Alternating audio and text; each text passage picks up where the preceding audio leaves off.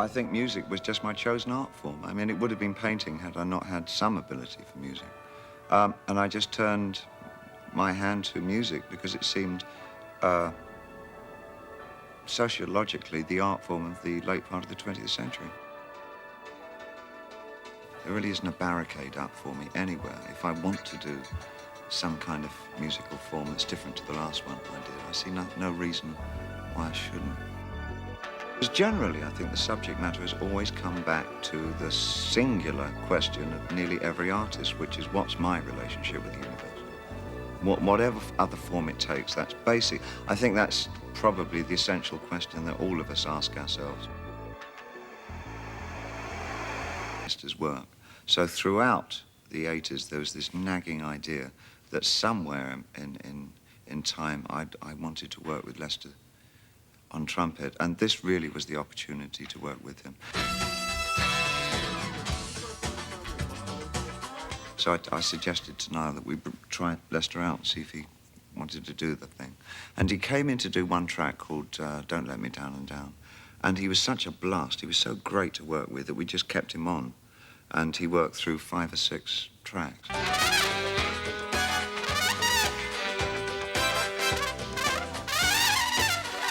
And for me, I needed that counterpoint to my own vocals. And I'd used saxophone in several of the songs, but I needed another instrument, and trumpet was my option. I've always been incredibly fortunate about the guitar players that I've worked with. Bronson, Stevie Ray Vaughan, Earl Slick, and more recently, Reeves Gabrels. Around '88, I met Reeves Gabrels, who became part and parcel of Tin Machine. We wrote a song together, initially to record with Tin Machine, but it never worked out satisfactorily. So it got shelved. I couldn't have my way musically with anything. I mean, I had to sort of just throw my opinion in with all the others, and sort of this collective decision came down. And I had to abide by it all. And that whole period for me, Tin Machine was a really invigorating value finder for me, musical values that I'd long since forgotten about, or indeed had even cared about. It was called You've Been Around. And when I was putting my solo album together, I resurrected that particular piece and rewrote it. And what I like about it is the fact that for the first half of the song, there's no harmonic reference. It's just drums, and the voice comes in out of nowhere, and there's sort of, you're not sure if it's a melody line or a drone or whatever, and there's a really ominous feel to it that I like a lot. But one of the most satisfying things about making that particular track was working with Reeves on it, because I had the chance, as it was my album, not Tin Machine's, to mix Reeves way into the background, so I knew that that would doubtlessly really irritate him, which indeed it did. I'm always drawn to the enigmatic, and I think giving too much away within a piece of music, it's important to make it textural, and it's the texture of the song, for me, which almost comes above the lyrical content.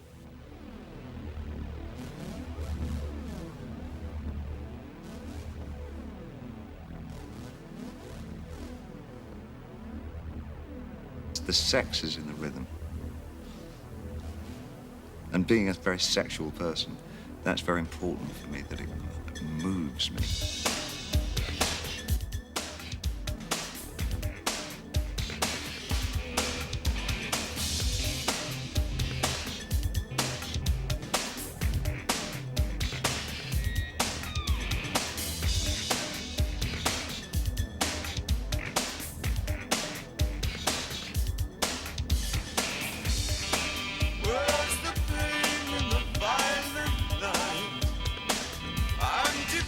By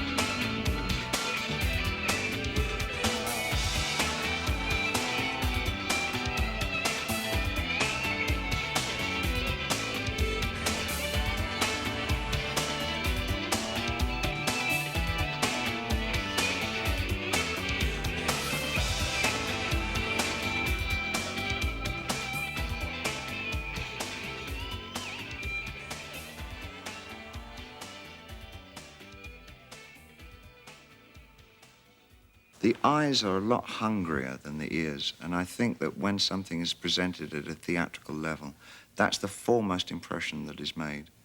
And the more cerebral aspects of one's work, which go in through the ears, often take a secondary situation.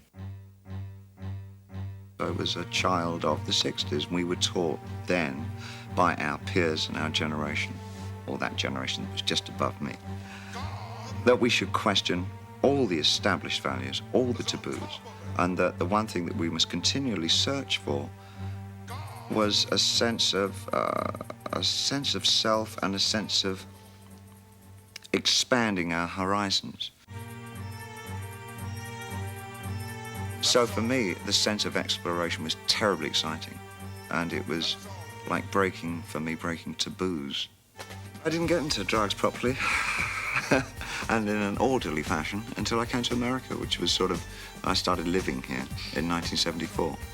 And then by the 76 period, I was through mentally, emotionally, and spiritually. I was an absolute shell. And that's when the realization dawned on me that I really had to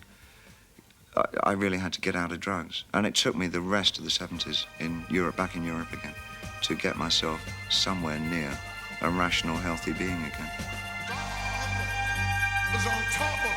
Being more of a fan of rock music than an actual participant sometimes, I've always covered other writers, singers' songs on my albums.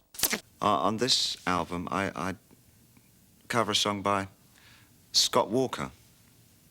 Scott Walker was part of a trio, expatriate Americans that came over to Europe and became a huge wow in the, I think, probably early 60s. I went out with a girl who went out with Scott Walker. She preferred Scott Walker to me, and at night I had to listen to all his songs, night after night. She wouldn't play my music, but it did leave with me a great love for his voice.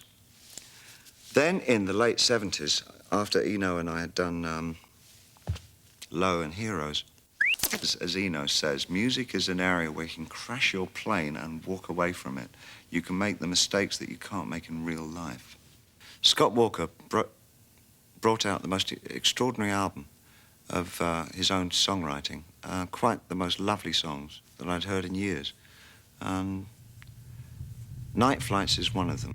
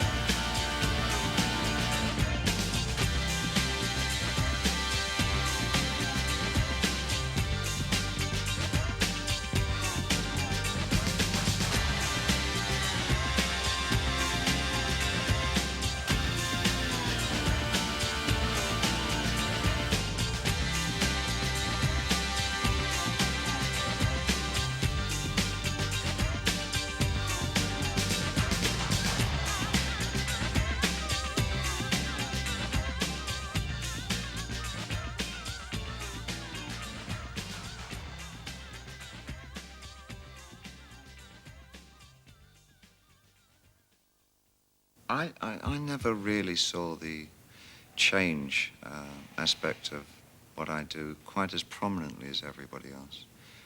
I think more has been made of it because, in a superficial manner, the costumes have changed over the years. But I think, for me, there's always been a thread of merely a search going on. And I'm not sure that there is an artist who's true to himself that doesn't search in his own way.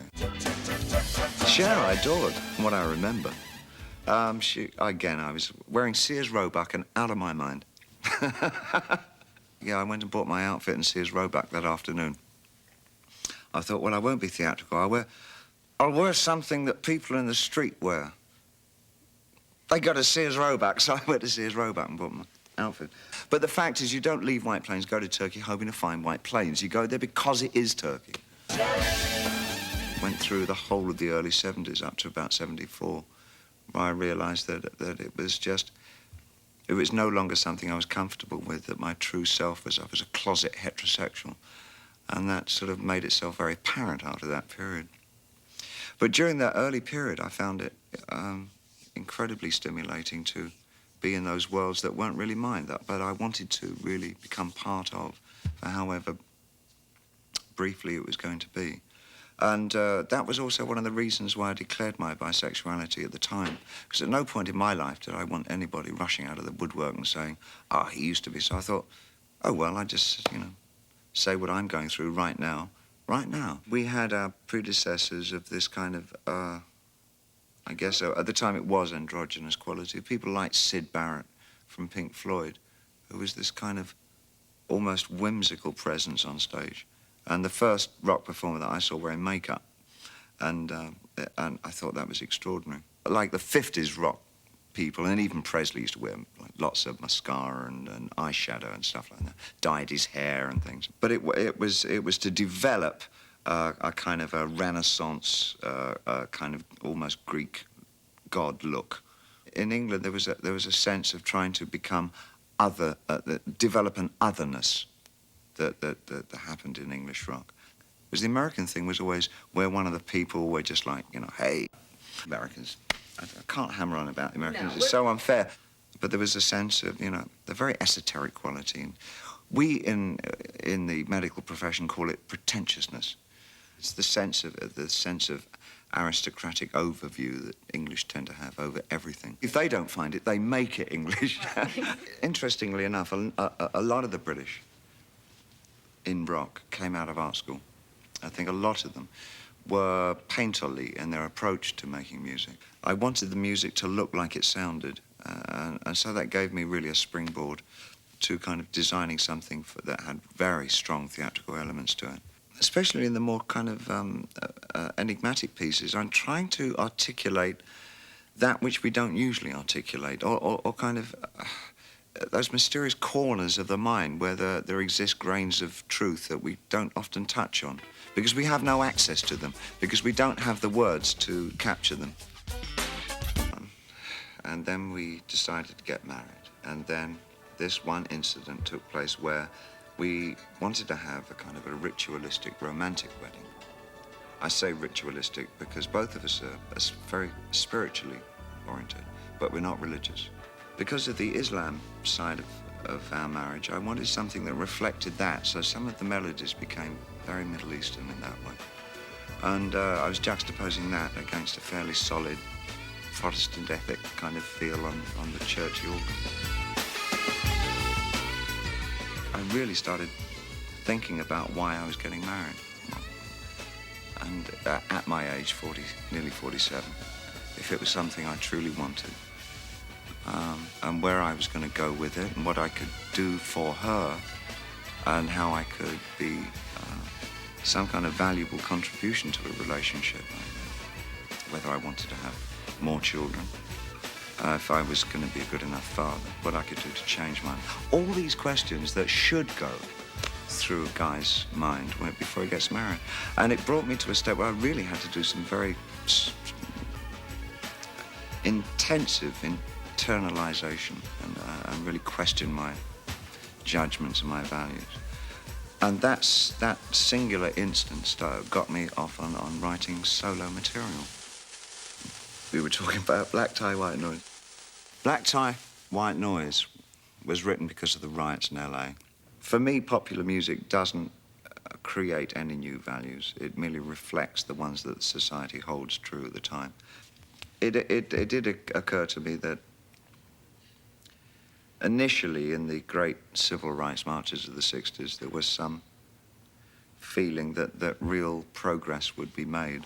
But when it became more and more evident that the only way that the white middle-class society was willing to accept equality with blacks at that time was if they became white.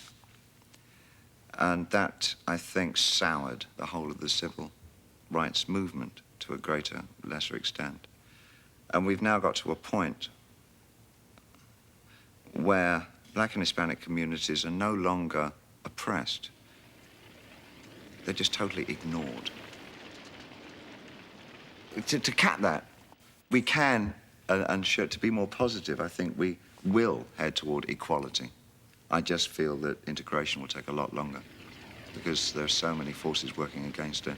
And the only way to overcome that is to be aware of it. I think we have to be honest with ourselves and know that there is no desire on the greater part of Western society for integration. If we can accept that and then start recognizing and appreciating the differences between ourselves and not look for sameness, white sameness within everybody, then we have a much better chance of creating a real and meaningful integration. I wanted to get some of that in the song.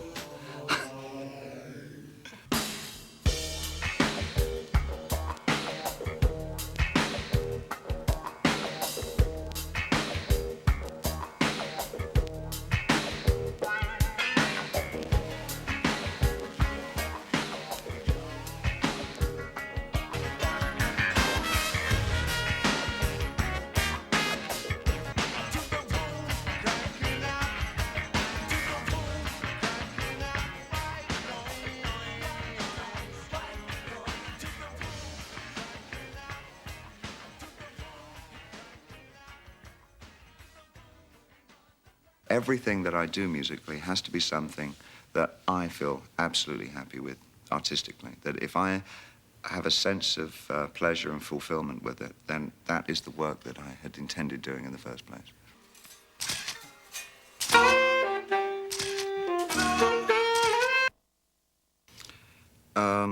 Most recently, we lost tragically to the illness of cancer.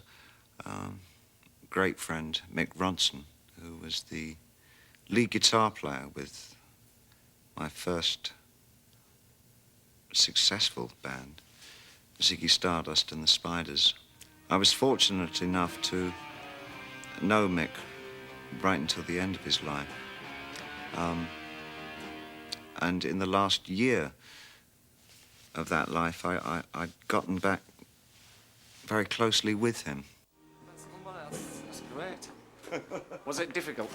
Well, no, they were wonderful. They were absolutely wonderful. When Mick and I first worked with the Spiders, one of our songs that we'd do as an encore was the Cream's I Feel Free. We didn't think we did it very well. We, in fact, only did it once.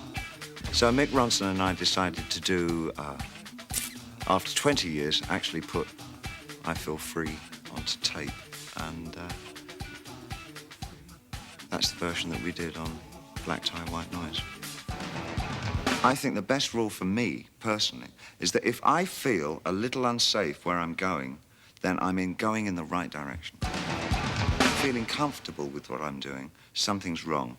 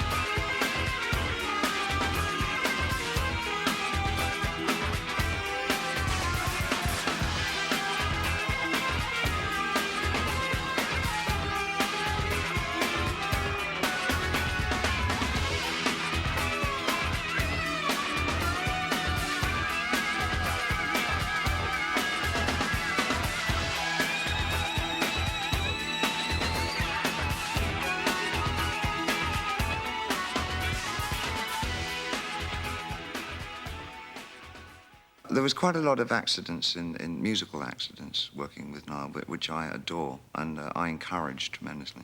Something goes wrong and it sounds great. I'll say, that's wonderful. Now repeat it 3 times.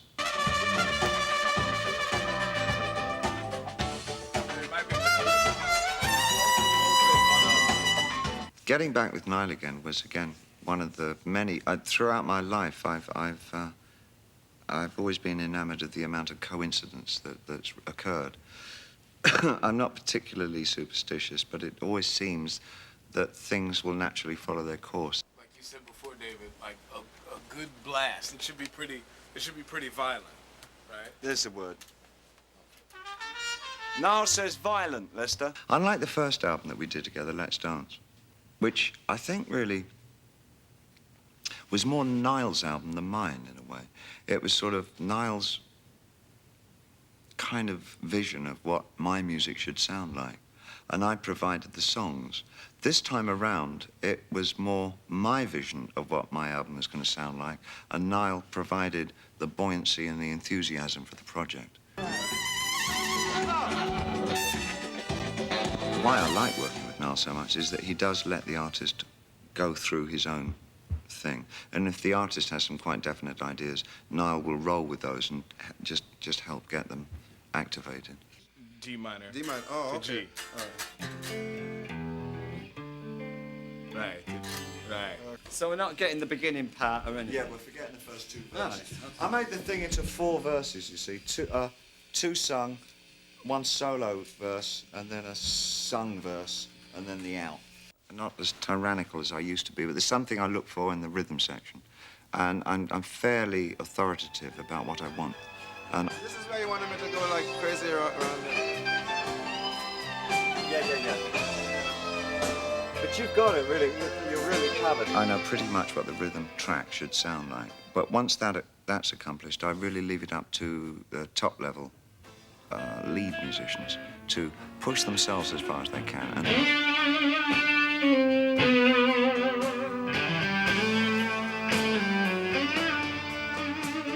there's nothing better than watching a musician surprise himself. And when he, oh, that's really, what have I done there?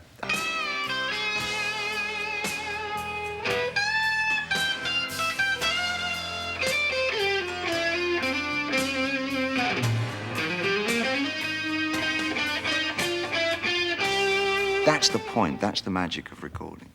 We've got all the aggression that we want to know, coupled with the gentle thing on the first 3. Yeah. Plus, my favorite thing was he says, "Well, I'm just guessing through it." I love it. I want music to create an alternative or a counter atmosphere to what's already existing. I think everything is a labyrinthine existence that we live, and so that it makes sense for me to put together elements in a song which wouldn't naturally be good bedfellows. If you hear an accident 3 times, it's an arrangement. It takes on a different context entirely. Pieces of information that don't naturally gel well with each other. I always thought of the English singer-songwriter Morrissey as a sort of a sexual Alan Bennett, the British playwright. Because of his attention to detail, he'll take a small subject matter and make a very grandiose statement of it. His last album, Your Arsenal, was produced, ironically, by Mick Ronson.